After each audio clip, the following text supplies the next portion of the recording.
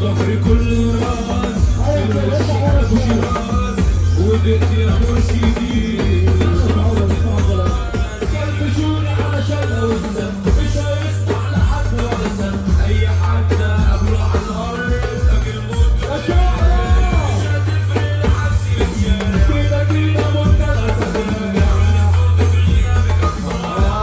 مش هسمع عليه لسه يفندق